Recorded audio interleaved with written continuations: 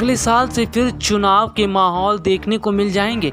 जी हाँ, अगर बात करें तो अगले साल पंजाब में, उत्तर प्रदेश में, गुजरात में, इसके साथ ही साथ और कई अन्य राज्यों में विधानसभा चुनाव होने वाले हैं। यानी कि चुनाव का सिलसिला तो शुरू हो गया और साल 2024 भी अब दूर नहीं है। आपको बता दें कि जिस तरह से अभी तक देखने को मिला है कि स्थितियां कहीं ना कहीं अलग होती तो दिखाई दे रही हैं, और अब सर्वे जो कहते हैं वो तो और ज़्यादा चौंकाने वाली बात है। यानी कि सर्वे ये पूरी तरह से बता रहे हैं कि किस तरह से बीजेपी को आगामी चुनाव के अंदर बहुत बड़ा झटका लग सकता है। जी हां, आपको बता दें कि सर्वे इस बात का ऐलान कर रहे हैं कि किस तरह से मोदी सरकार के लिए आने वाले समय में चुनौतियां बहुत ज़्यादा हैं। दरअसल ये बात हम इसलिए बोल रहे हैं क्योंकि जिस तरह से देखने को मिल रहा है कि सर्वे ये बात कह रहे हैं कि देश की आधी जनता मोदी सरकार से बहुत ज़्यादा नाराज़ है। यानी कि कुल मिलाकर अगर देखा जाए तो देश की 80% जनता जिस तरह से सरकार के खिलाफ दिखती नजर आ रही है। देश में कोरोना की दूसरी लहर देखने को मिली, सरकार चुपचाप बैठी रही। देश में अस्पतालों के अंदर बड़े स्तर पर भीड़ देखने को मिली, लोगों के बीच अफरा तफरी देखने को मिली, और कुल मिलाकर देखा जाए तो देश के अस्पतालों की स्थितियां जो देखने को मिली हैं, उनकी जो तस्वीरें सामने आई हैं, उसे शब्दों में बयां करना इतना आसान नहीं होगा।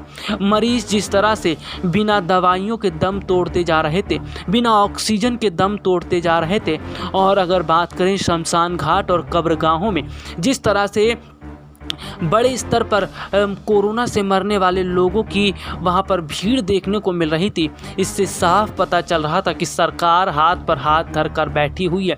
यानी कि सरकार के हाथ से स्थितियां निकल चुकी है।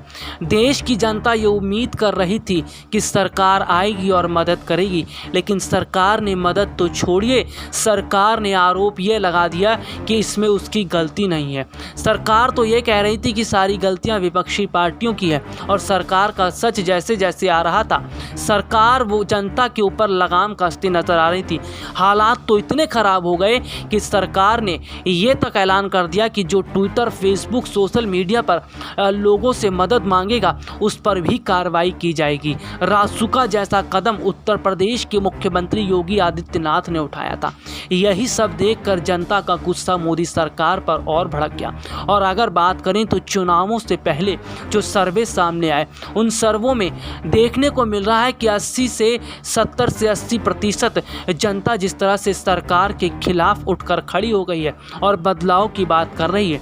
ये बदलाव अब बीजेपी के लिए बहुत बड़ी परेशानी का सबक बनता नजर आ रहा है। जी हाँ, अगर हम बात करें तो जिस तरह से स्थितियां देखने को मिल रही हैं, स्थितियां तो ये बयां कर रही हैं कि आगामी चुनाव में बीजेपी को बहुत बड़ा झटका लग सकता है। दरअसल ये बात सर्वे के जरिए सामने आई है, और सबसे बड़ी बात तो यह कि देश में जो सबसे ज़्यादा गुस्सा देखने को मिल रहा है वो है युवाओं का, किसानों का, कोरोना मरीजों का।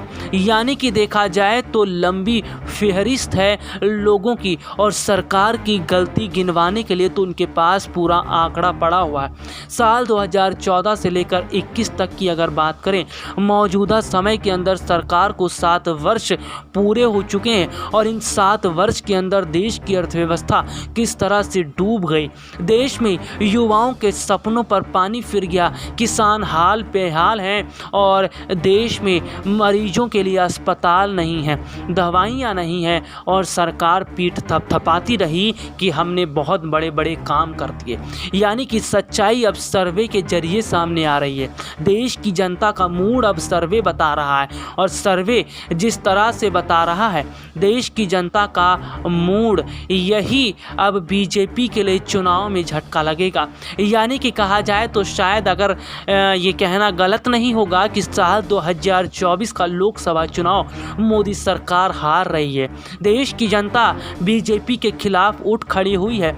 किसानों का आंदोलन साफ तौर पर उत्तर प्रदेश पंचायत चुनाव में देखने को मिला, और अब देश के युवा, इसके साथ ही साथ देश की पूरी जनता सरकार के खिलाफ जिस तरह से उठ खड़ी हुई है, इसका मतलब ये है कि अब बदलाव का नज़रिया देखने को मिल रहा है। बदलाव तो बंगाल चुनाव में भी देखने को मिला, केरल के विधानसभा चुनाव में भी देखने को मिला, मध्य प्रदेश के उपचुनाव देखने में भी मिला और इसके साथ ही साथ उत्तर प्रदेश पंचायत चुनाव में भी देखने को मिला। यानी कि चुनावों में बदलाव तो हो गया और बदलाव कैसा हो रहा है ये बात सरकार भी जान चुकी है और विपक्षी पार्टियां भी जान चुकी है।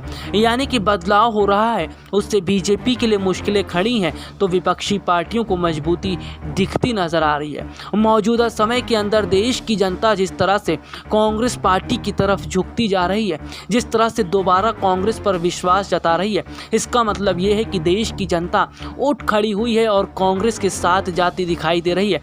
यानी कि कांग्रेस को आगामी चुनावों में अब बड़े स्तर पर जीत मिल सकती है।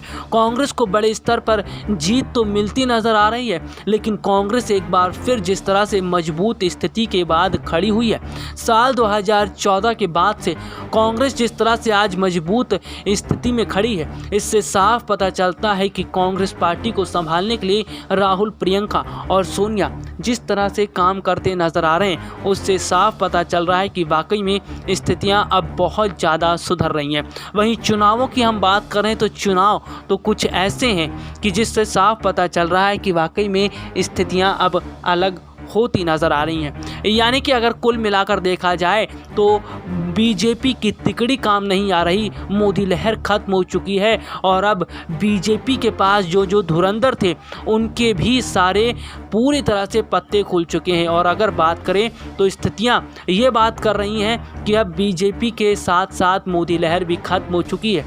यानी कि पश्चिम बंगाल चुनाव में जिस तरह से पीएम मोदी ने एक नहीं, दो नहीं, तीन नहीं, बल्कि इतनी बड़ी संख्या में रैली की, 10 से 12 रैलियां की और नतीजे क्या है? 0। यानी कि 100 का आंकड़ा भी बंगाल में बीजेपी नहीं छू पाई। जब बंगाल में बीजेपी का इतना बुरा हाल हुआ, उत्तर प्रदेश पंचायत चुनाव में बीजेपी का बुरा हाल हुआ, तो जरा समझिए आगामी चुनाव में बीजेपी का कितना बुरा हाल होने वाला है। SPN9 न्यूज़ रूम की रिपोर्ट।